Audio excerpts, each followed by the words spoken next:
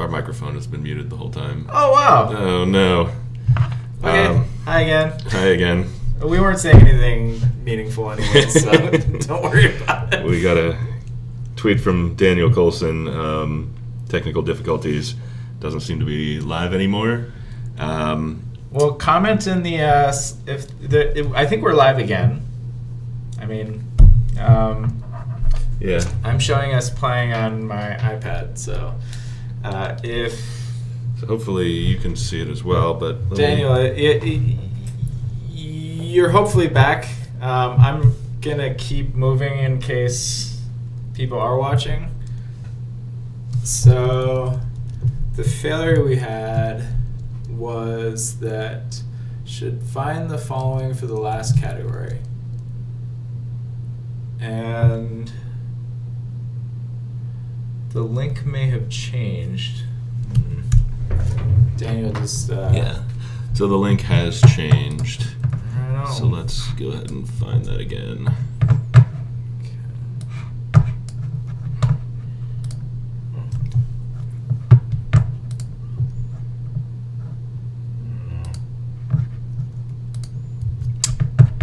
Alright, I'm going to tweet that out.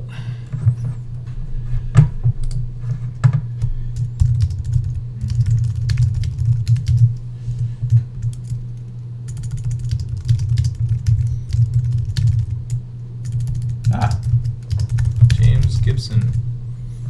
I'm guessing that's...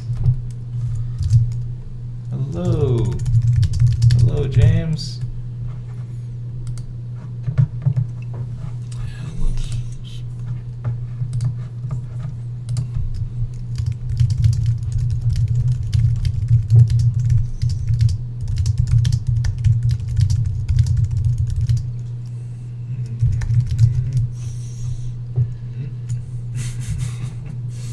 All right, here we go. All right, let's Colson. tweet that out as well. Oh.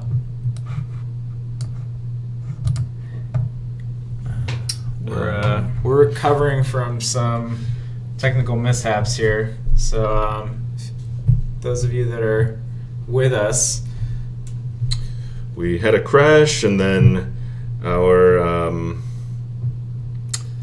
microphone was muted. So we're recovering. Okay, let's start. Less than fresh. gracefully. Hi, I'm Cameron. This I'm is Scott. We're the Paircast, and today we're working on FactoryBot.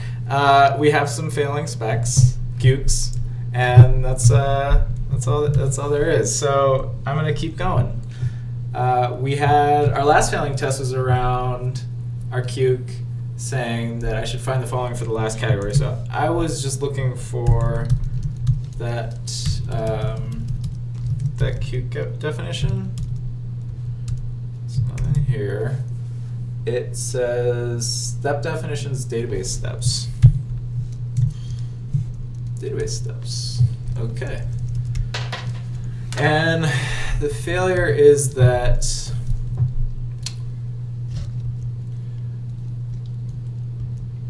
the attribute for the last category, attributes is not defined for the last category because last on category is nil. Category, that's interesting. Category presumably is a model that loads in awesome, let's see, category.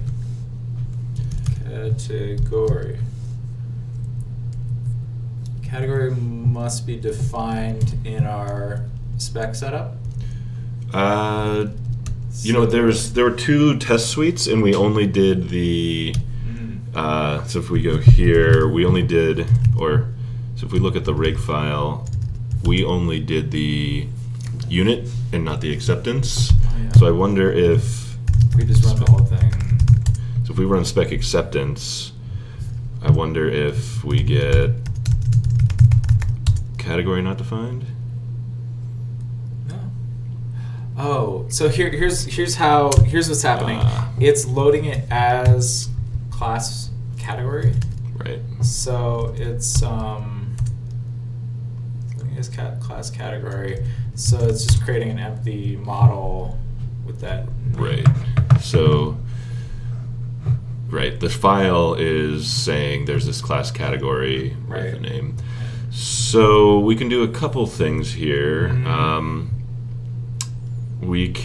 Let's look at the spec file for, is there a FactoryBot? Let's do ag create spec. Let's see if something around create maybe that we can start digging into. Yeah. Create admin. Definition spec. Sorry, catch me up here. You're looking for an example of the signature for FactoryBot create, or Yeah. So my thought here is maybe there's so similar to what we had in the last episode, Right. where we had a failure. We jumped down into the unit tests. Yeah. And fleshed that out, and we moved forward. Got it. So outside in. Yeah, and so So here instead of we've trying to basically figure- got something create should have done Yep. that is making the category Right. not exist for us. Right. I wonder if there are some tests that we need to take care of before being able to move forward. Yes. Makes sense. and Create spec seems like a good place to start. created instance. Okay. A custom create, calling create with a block. We're not doing. Which I think we is, are. yeah, right. It's we're not calling it, but let's see what's going on here in this. Given a file, blah blah blah, and then we create some category.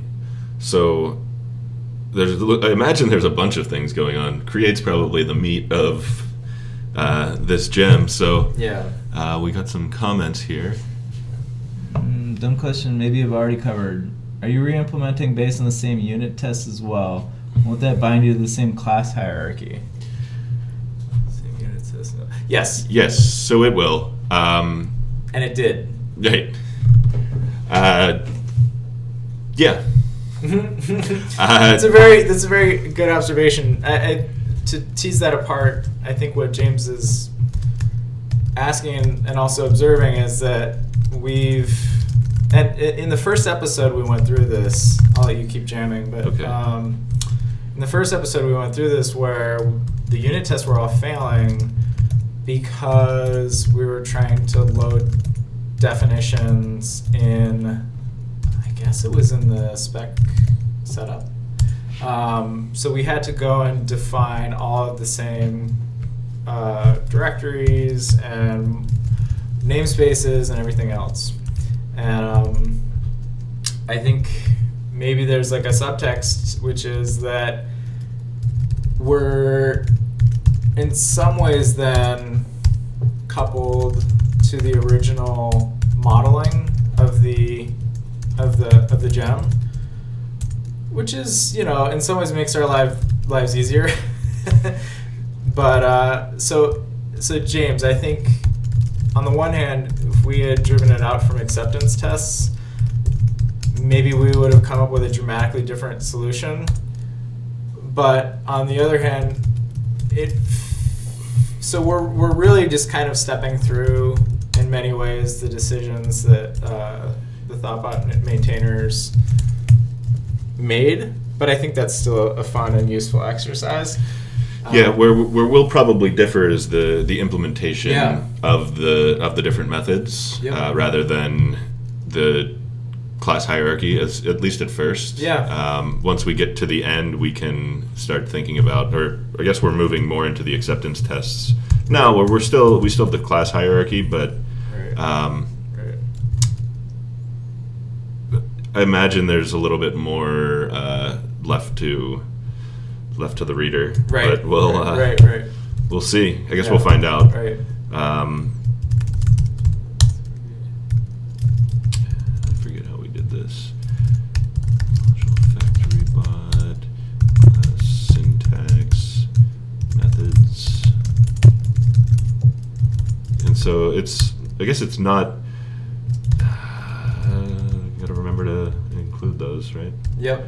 Catch me up here for a second. You have some failing unit tests that have some definition loading errors. Yeah, so I went with the acceptance create spec. Okay. And basically let's get that. My assumption is once we get that spec passing, we'll move on to the next step in that that cucumber. Yeah. But it might be a little dry as we wrong argument type class expected module. Everybody loves dry. What did I do wrong here? Class methods. Wrong argument type class expected module. Create spec 2.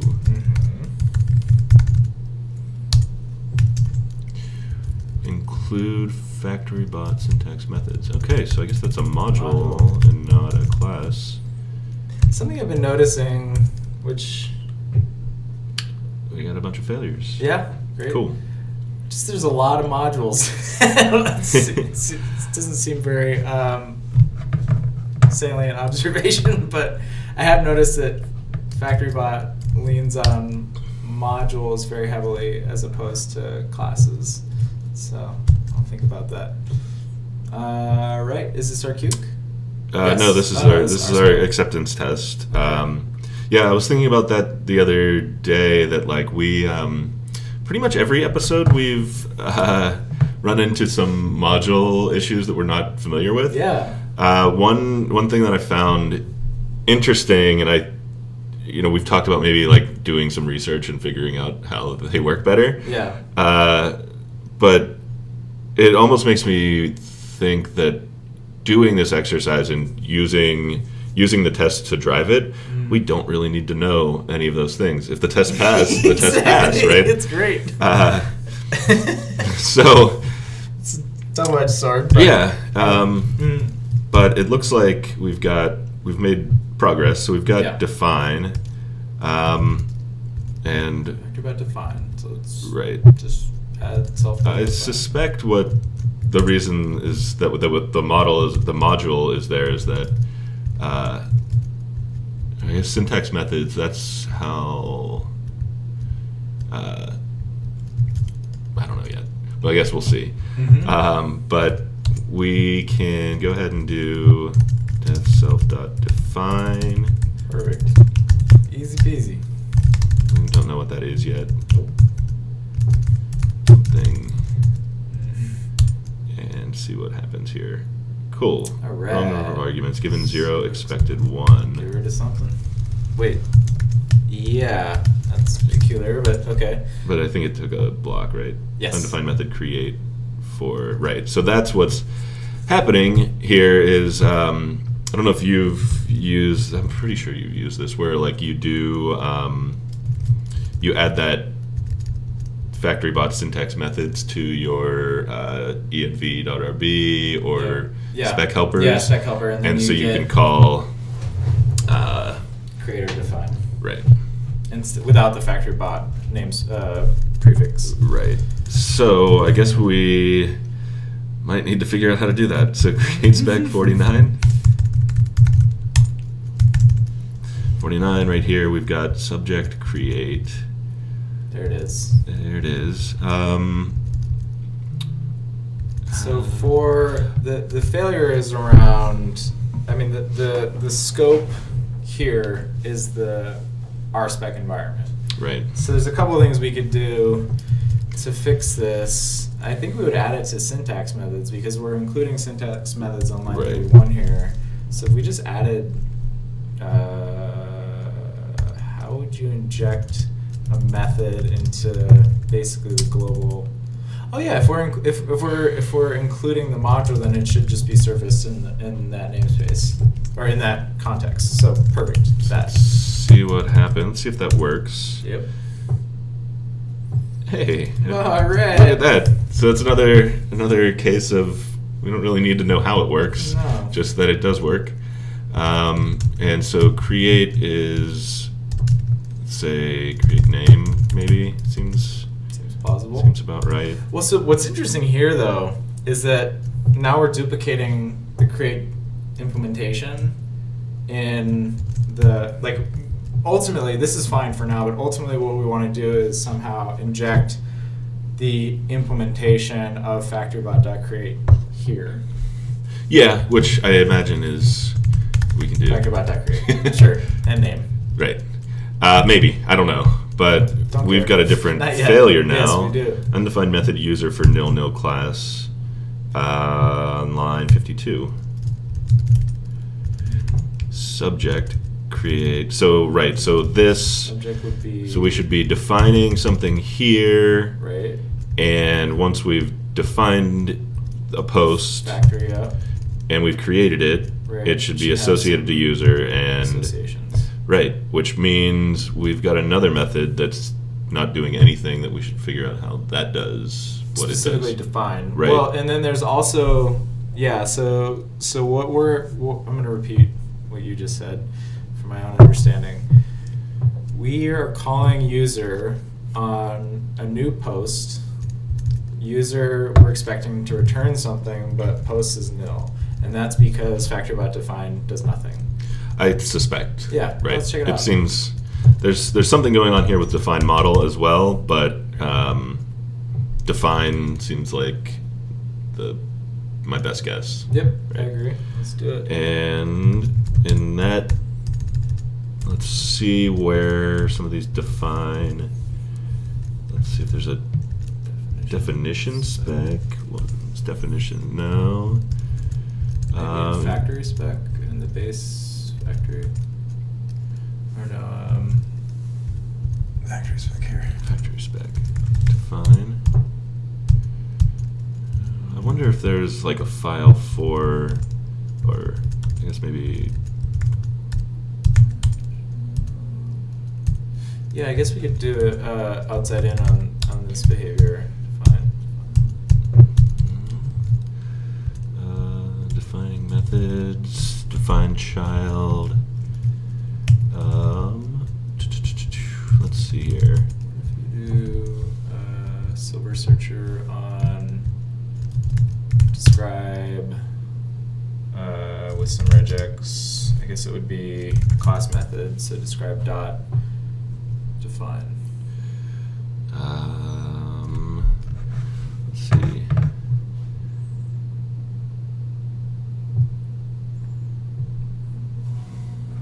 Sequence spec looks like, well, let's see. Lint A lot spec. of these. Yeah, because that's the thing, I guess define, we were talking about create being the meat, but I guess define is probably some of the, I guess well, if create's the meat, then maybe defines the bread. Or the other way around. Yeah, Either way. it's just a big sandwich. So we've got traits. Traits, I suspect, is related. Yeah. Build stubbed. Find definition spec. We have actually finished. Definition proxy. Definition. Factory define class. No, we were just looking at that one. Yeah. Association dynamic. Define attribute. Attribute list. So, okay, we've got, let's say, association dynamic sequence. I wonder if maybe load. I wonder if we can find something in load. Mm-hmm. Where would that be? Reload maybe again and check FactoryBot. Factory spec. Load definitions from a file and find definitions spec. Should load definitions from. Interesting. Okay, so I wonder where. This is the one. Find definitions is what we. Right. That's where we started. Right. We finished yesterday, or last time. Mm-hmm. Attribute, declaration, association, dynamic, implicit, strategy, attributes for build spec. Oh, Check create spec. Yeah. runs a custom create block. It should behave like strategy. Let's see where we're at with that. Sure. R spec, spec, FactoryBot strategy.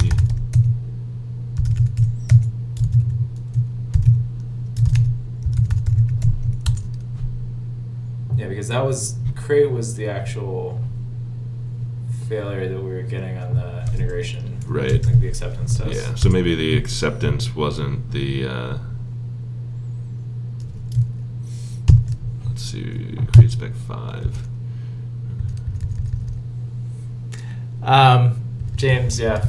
I have leader T. Actually, we do have leader T, but Scott has muscle memory around hopping over to. I like to have. Postman. I've seen some people set it up where they have their test run in another tmux tab, but I personally really like having it elsewhere, so I can have the output and go back to Vim and go back and forth. Well, the way I do it is I would do something like, so leader T here, and then this. We're actually, James, we're actually using Thoughtbot's dot files. So I just did leader T to run nearest, or the test file, and then enter, so any key will return you if there's a failure, and then background, Control Z backgrounds to the test that just ran, and then I would do like tmux up down, page up, page down. That's my approach, but the downside to that is then you kind of get in a weird like stack of buffers, whereas like switching over to there you have like a persistent record.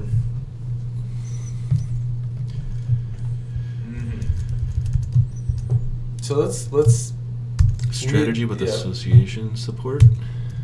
Let's see.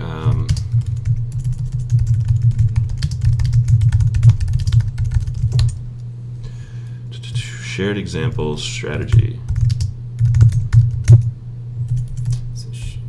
Interesting. Shared examples is going to be run within other tests. So what is it supposed? What does it want us to do here?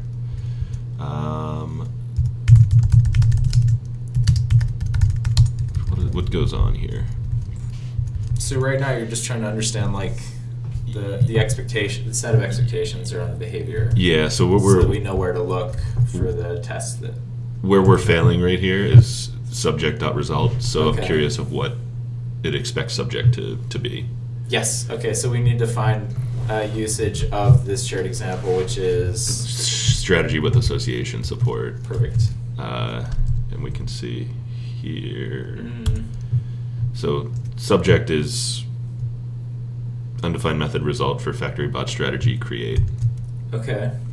And so we need to implement strategy create. Oh, it's really, we need to implement result.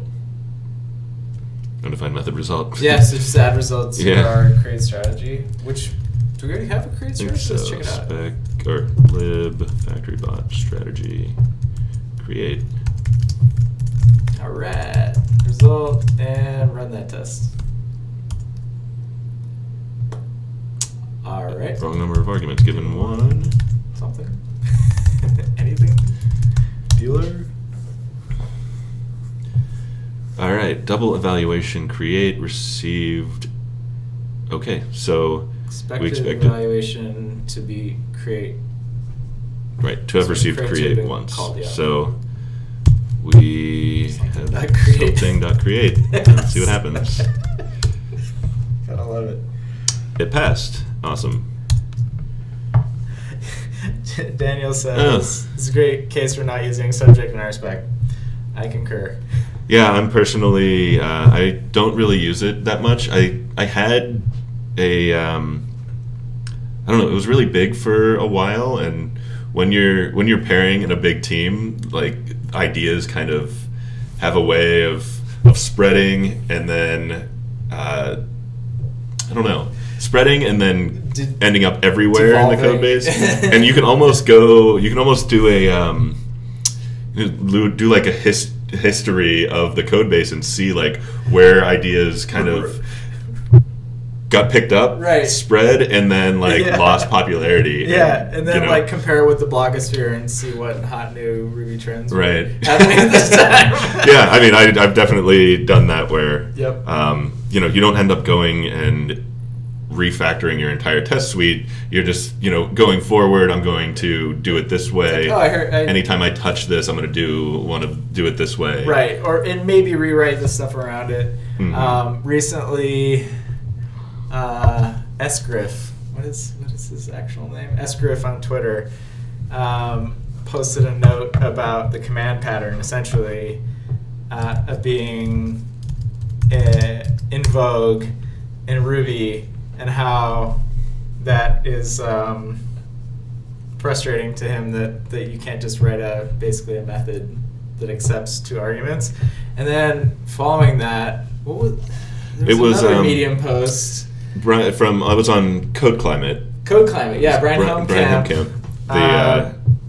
The command pattern resists refactoring. It was a very, very interesting post, and something that Cameron and I ran into and had a code base where that idea kind of ran rampant. Exactly. It was exactly that phenomenon that you're describing, where like something works or seems appealing in one context, and then it just kind of gets out of control.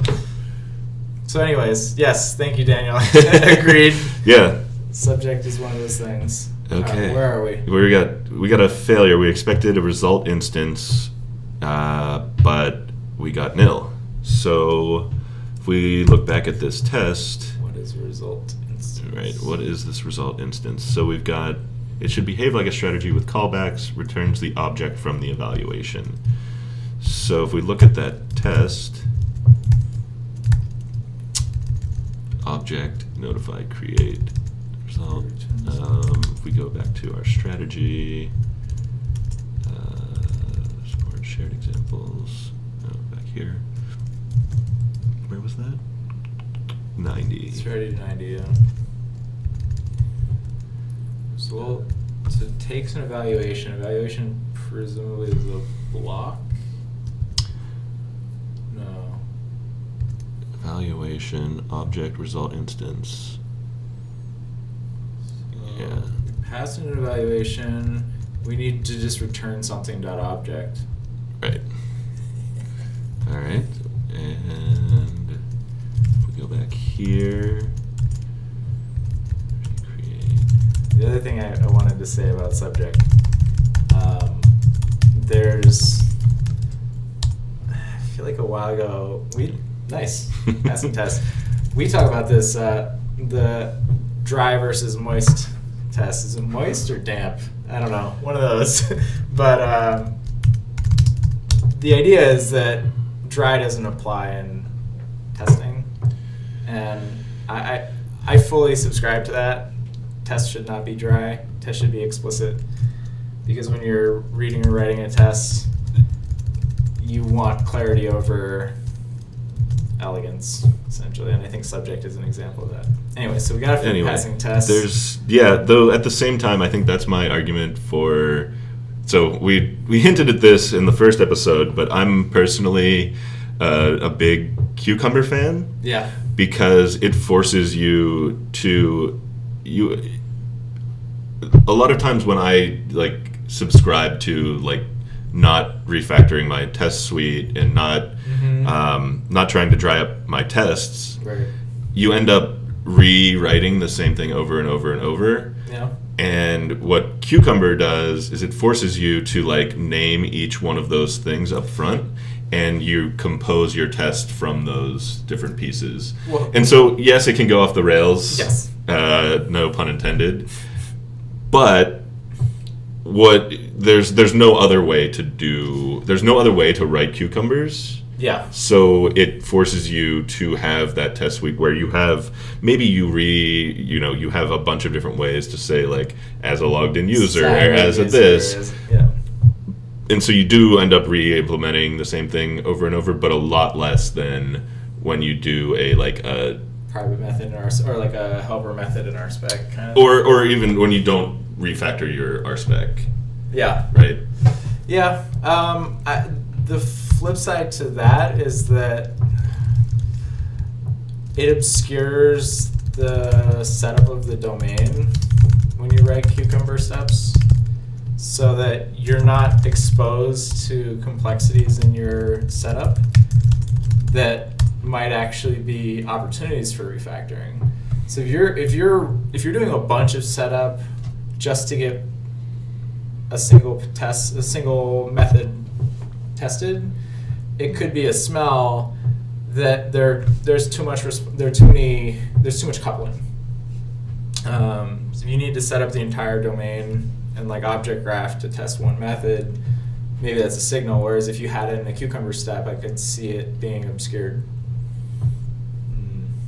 Fair enough. I guess that's kind of an argument for having different types of test suites. Mm-hmm. Yeah. So for Cucumber, where the domain of, the end-to-end tests, where there is a bunch of setup that's important because you want to get to a certain state, and you want the user to, you're in a certain state and you want to test that when that state is there, something specific happens. Yeah. You need the entire object graph set up. What about when that coupling is intrinsic? Can you go more into that, James? FactoryBot, FactoryRunner, while I do this. Mm-hmm. Writing some code.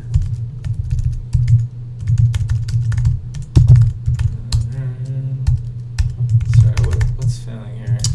We're still in the create spec for strategy. We just don't have the FactoryRunner.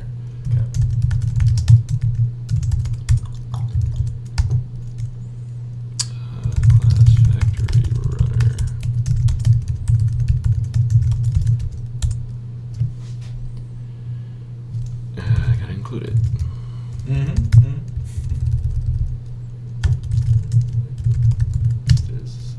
So James says, for our Rails app, there's a lot of assertions that only make sense when there actually exists like a dozen different database records.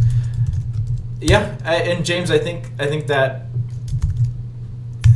Israel acceptance integration. Yes, exactly. So James, I think is echoing your point, which is that there are higher level, like outside tests that require the object graph and like the entire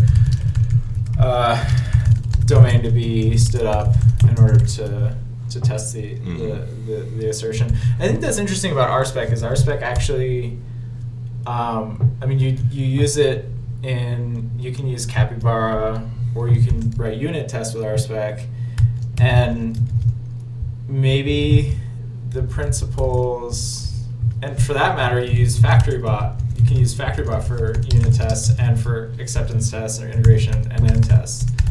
And I wonder if using the same tool for both of those things actually leads to like bleeding of these kinds of patterns. So you're saying using Cucumber for end-to-end tests isolates these patterns of like setting up the entire coupling and object graph from RSpec for unit tests and maybe integration tests, where it can kind of fall apart if you're not careful. Wait, say that again? Yeah. So RSpec is powerful, and for that matter, FactoryBot, but also, and you can use it like in your full test suite stack.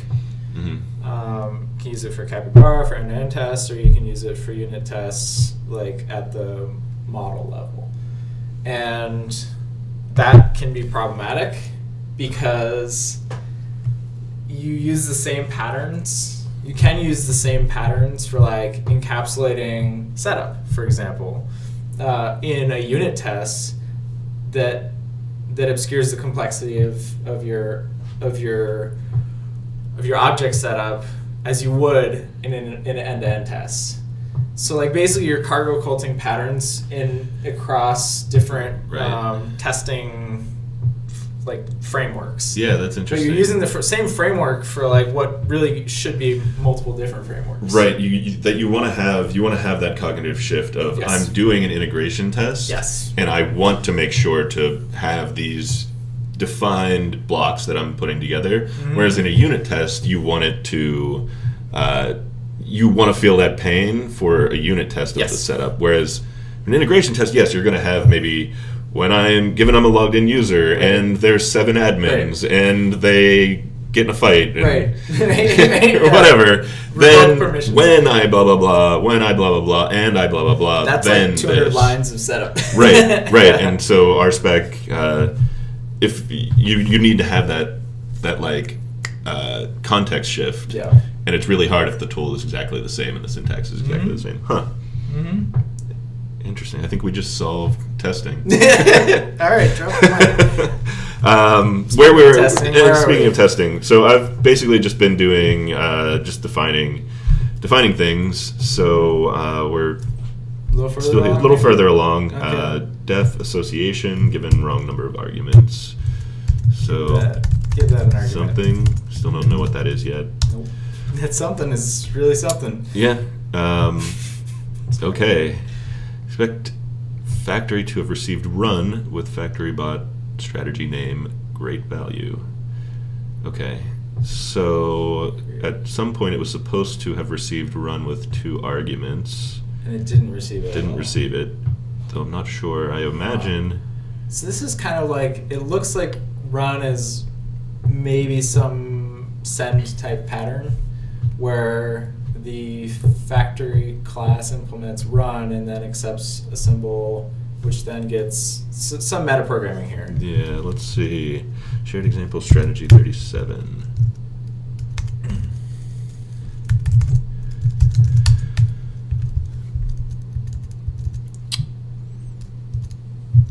Runs the factory with the correct overrides.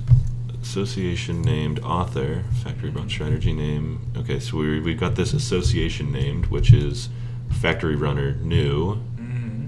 Subject.association runner. Okay, so we've got a name here. We can go ahead and change this to, I think, right? It looks like Association is runner. Runner is a factory runner. factory runner. Sure. And a factory runner is some class that. And we actually accepts do. a bunch of stuff. This is one of the things when we were talking I added. So it returns, basically we're initializing this factory runner and we're creating name strategy overrides. Okay. Right? And Oh yeah, we already set this up. So the Allow strategy name is factory. create. So that's a symbol in our case. mhm. So we're calling run on the factory, which is in this case. Where are we defining factory? Right here. It's okay. Got it. Return factory, and factory is just a double. Right, so let factory double associate factory. Right. We allow FactoryBot to receive factory by name, and it's going to return an associate factory. Right. Then it receives compile. Then it receives run, which we don't really care about the implementation of that Right, at but this we point. do have to define those methods, but we don't care about what it does because they're Right. just stubbed. Well, there's actually not even an assertion that they get called yet. So I think our spec will blow up on those. We'll find out. okay. Yeah. So next we have, let's say, subject, right? And we've got subject up here.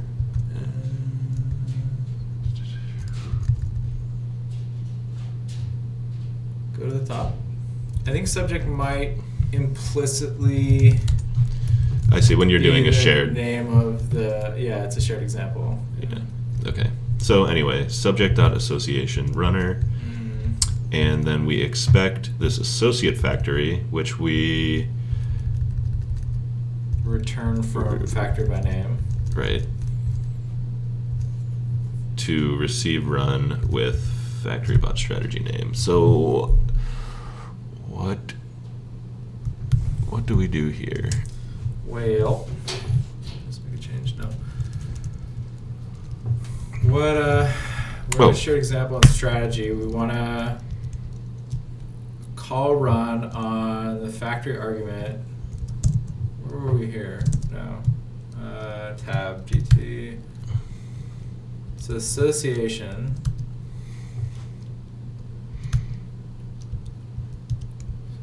Name, author, run.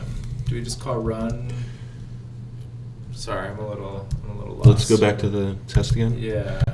This one? Yeah. So I misspoke. So on line 31, Yeah. we stub compile. Right.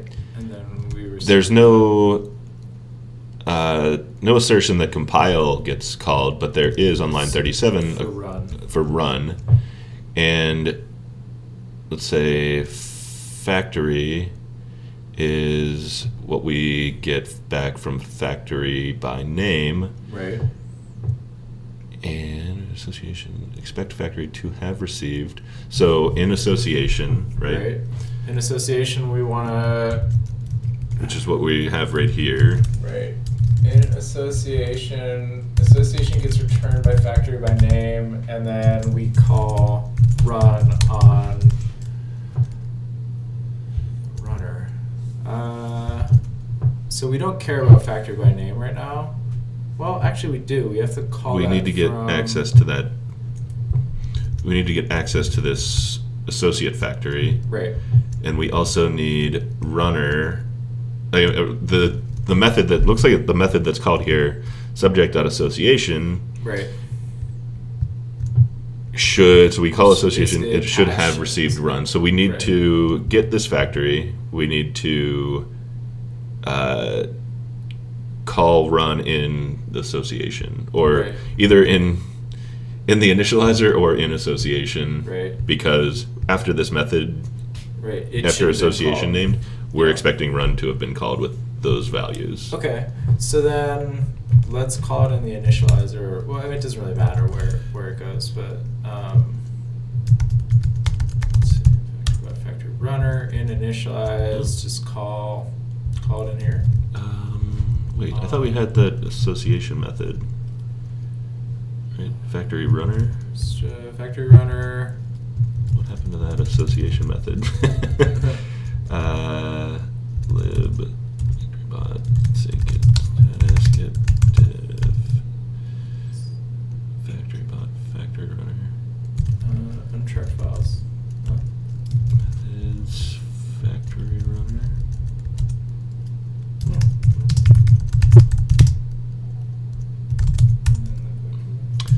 FactoryBot strategy create. Okay.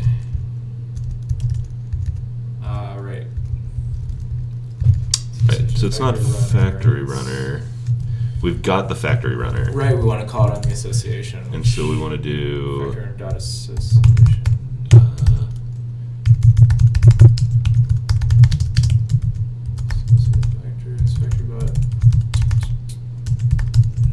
Factory by name. Yeah. And then we need to give factory by name an argument, right? I would assume that it accepts a symbol or string. Yeah. And well, right here we're kind of stubbing it in whatever it's called with. Just returns factory, so we don't care yet. Run, and then it looks like here have received run with strategy name. So now we do. So now what we want to do is something like add name Instance variable that is accessible or readable, and then we call name strategy. Right. Strategy. And how do you spell that? Strategy.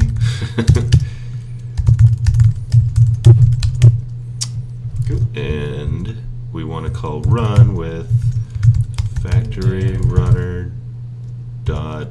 Is that strategy? What do we call it? It's called name then. Name strategy overrides. What is the so it's something and overrides.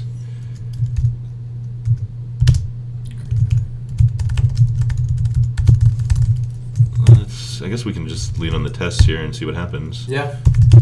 See if it's a name or strategy name. Oh, strategy name. It will be strategy. Yeah. Right? Yep. Give that a run. Yeah, let's do it. Ship it. Oh, and there's what you were saying. Yeah, It so receives in an our argument. in our strategy 26 association named, it's going to be Yeah. here. So factory by name, it said it expected an argument, right? Yeah. So We don't know what it is yet. probably So. it's going to be factor runner dot name, but we could just give it an empty string for now. Yeah. So replace, where am I? Okay. That's interesting. So we're saving that as. Go As ahead. an array. Yeah. And we expect it to be overrides is getting passed in directly, so we want it to be dot first.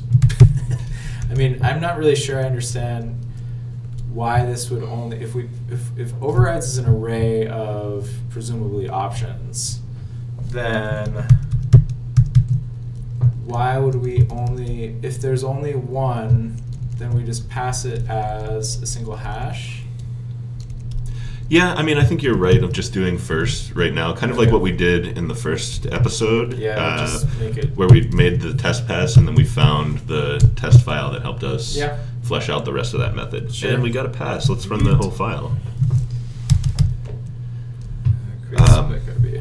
But the one thing I just realized, we were talking about subject. Subject makes, when you are doing acceptance tests, that subject piece does make sense if you're thinking about think about it in blocks, right? Because you don't really, you're naming it in the top level, Yeah. right? So if I'm writing a cucumber, I'm saying like, given I am a logged in user, user Right. can be subject, Right. maybe, or maybe something we're doing the assertion on. Yeah. Yeah, I mean, subject often, but I usually see subject in context of like model testing, Mm. where it's like the subject is the user, and then we do a bunch of stuff to it. Gotcha. Yeah, I think the other thing is I'm very Strategy with callouts, create spec line 3. I'm not super familiar with shared examples. I don't really use those as much. Yeah. I imagine subject helps in that situation where you don't have to come up with a name that's generic enough for all of the things that are sharing the example. Right. Huh. Yeah. You know what I mean? I wasn't So- listening to what you just said. So I see the argument for subject Yeah, in that, like, right. if you're using shared examples, Right. Then you can. then subject is a generic enough name that you can use those shared Right, examples. shared example across. anywhere. Which maybe is an argument against using shared examples. Again, we get back to the question of like cucumber step definitions can essentially be thought of as shared examples, but that at a unit test, I mean, I guess we're running at a unit test level, so shared examples becomes kind of frustrating.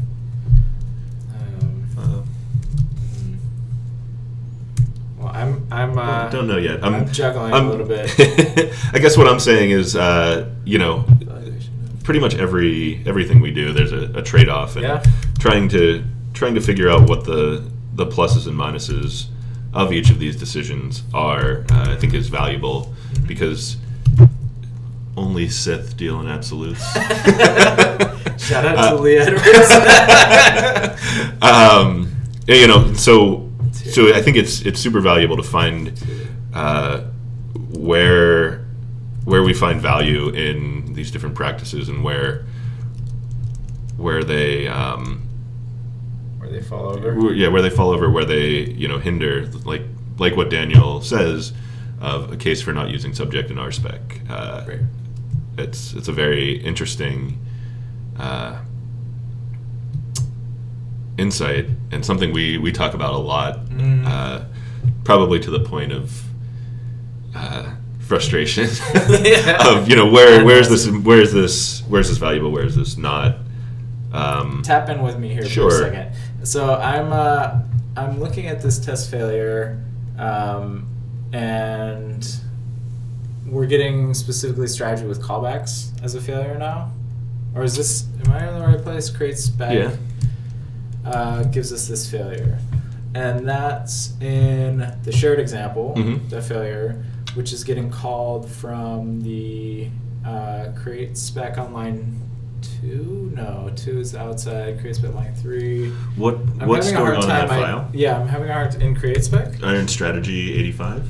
Strategy 85 is here. This is the expectation. So we're looping through each of the callback names that we pass in, presumably in create spec, and then we're saying each of those callbacks should have been called with notify. Each of those callbacks, callback name, subject result, evaluation to be received. So the evaluation should have been called. Where's callback? Callback Here, names each name. Evaluation should have been called. Notify should have been called on evaluation with the callback name and some object. Okay. Yeah. So let's walk through what we've got. We got a comment from Daniel. Possible good first PR is make strategy tests less dry. Yeah. I would merge that. Awesome. That's fun. That's interesting. We could follow on an episode and actually, like, with what we've learned, make PRs against FactoryBot. Right. All right. But Yeah, I mean that would definitely be a really cool, result of the end of this series is if we're able to have a good handle on FactoryBot, right, and be able to contribute. So speaking of the end of this series, I just realized it's 12:06. Yeah, we did have a little bit of some hiccups. So I figured let's do another. Let's see if we've got two. Yeah, we've got two failing tests in this file. Where do we want to leave ourselves for next week? Let's try to get these passing and then call it. Let's do that. The failing tests are around. It should behave like a strategy with associations. Supports, finds the factory with the correct factory name. Okay, so I wanna take a step back. Go to the create spec. And then the test that's failing correct factory name. This is the wrong create spec. So I think we're in spec strategy create. So if you go back to tab 1. I'm on tab 1.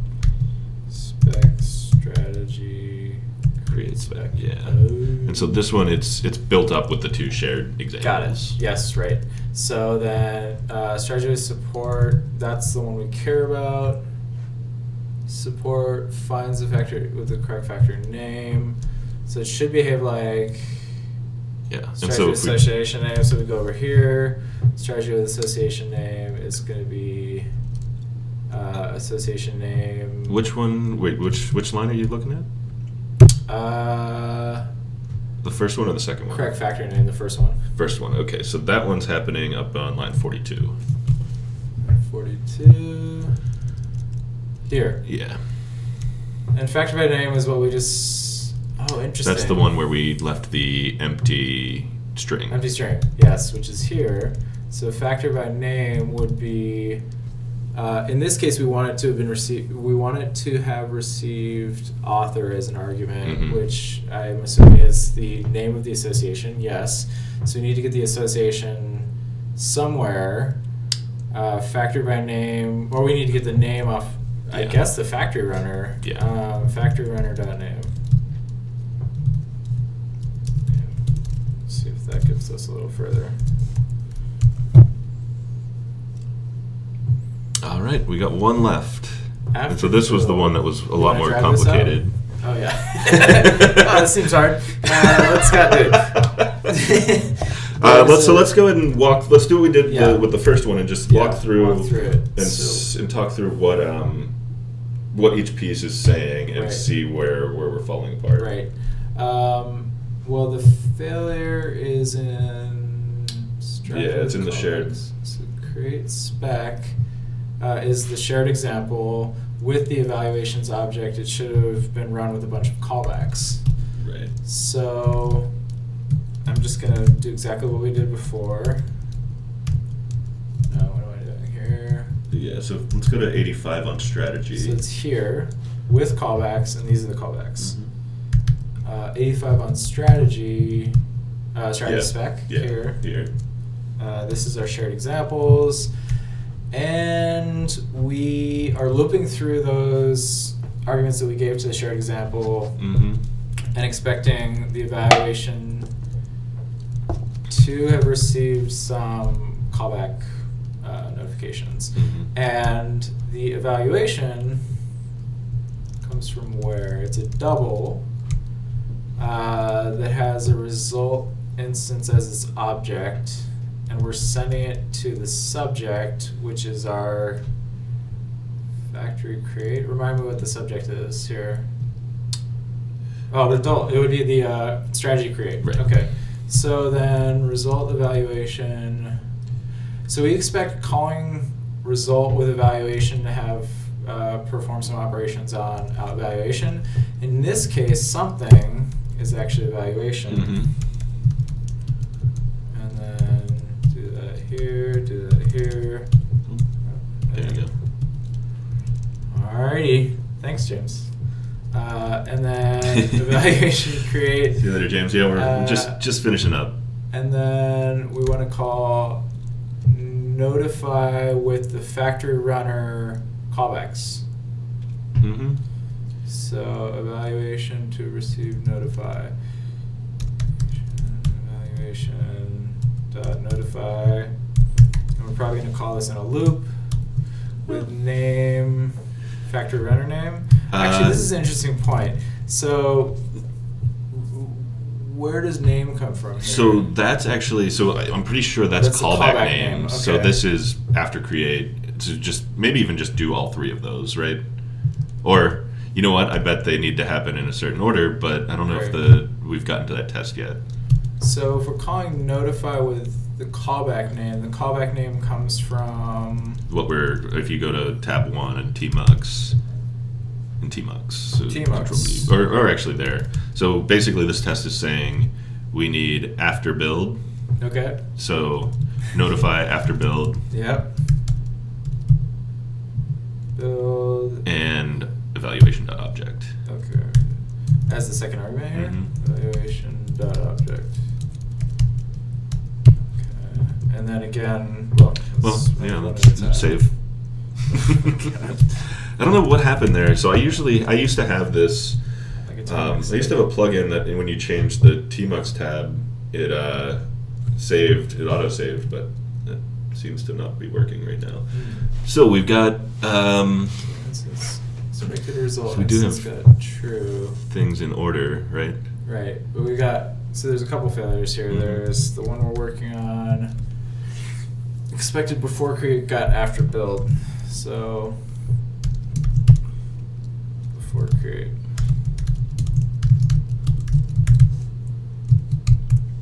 That should get us a little further.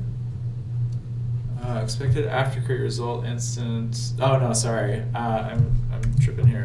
So this evaluation object is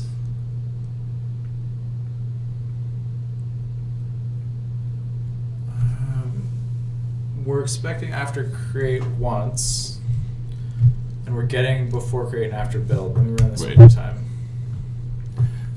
So I think what's happening here is it might be something in order, but we've got one failure, which is something I had done earlier, fixed earlier, where it needs to return the object. So now we'll only have one failure, right? Okay. And then this is just kind of suspecting how all these things work. Yeah. Or just to guess of how this works. Before build, before create. So we've got before create. Right. Before create. After create. After create. And after build. I'm not sure where it is. So it calls all of them. Right. I think it was just saying, I wonder if it doesn't even matter what order we put them in right now. Right. Yeah. Oh, sweet. Okay. So. All right. Passing tests. Let's do them alphabetically. Yeah. That didn't work. So, sorry. Yeah, just to make sure that doesn't really matter. Right. Yeah. Okay, cool. Okay. So I'm sure we'll get to a place where this drives out the order, but for right now, without those tests, I'm not exactly sure where after build would happen, but I guess we probably want it to be ambiguous so that it fails later on. Yeah. So I think what we had is fine. Yeah. So put them in order, or put them in the wrong order, and see if it forces us to flesh that method out a lot more. Let's see. So let's see where we're at. A lot of F's, but hey, more green. a little bit more green dots than usual. Yeah. Rig spec acceptance. Yeah, and then we're on our cukes. Oh, these are the cukes. This is the second set. We've got one green dot, which is good. A lot of these are stuff from the first episode where we undefined methods. Yeah, Somehow we got module, undefined method, modify, Cool. et cetera, yeah. We'll run cuke. Right. We're still failing for the same reason we were failing in the beginning, but we've made a lot of progress on some of the unit tests, which hopefully flesh these out a little bit more. Yeah. And after the technical difficulties we had earlier, we're just about, I think this stream is at about an hour now. Yep. And let everybody get back to their Saturday morning cartoons. Do we have parting thoughts? I guess we could say thank you to 2 Cents again. Yeah, and thank you for hosting us. everybody. Thank you for 2 Cents. Thank you, Daniel and James, for interacting. That was a lot of fun. Yeah. Audience participation. Yeah, a lot of good good conversation. Yeah, and we're really gonna enjoyed talking through a lot of those. A lot of the considerations that go into all this. So it was very cool. Very cool result. We got a suggestion for a PR. I'm curious. Yeah. I'm curious what that would look like now. Yeah. Maybe we'll find out. Yeah, maybe we will find out, and maybe all of our audience will find out with us. Yeah. Sounds good. All right. Yeah. Thanks, friends. Thanks. We'll post the recording soon, and we'll give a message on Twitter For the next one, hopefully it'll definitely be before less than 2 weeks this next time. Yeah. So we'll be back. We'll see you again soon. All right. This is Cameron and Scott signing off. Thanks for joining Paircast. Yep. I need to stop this.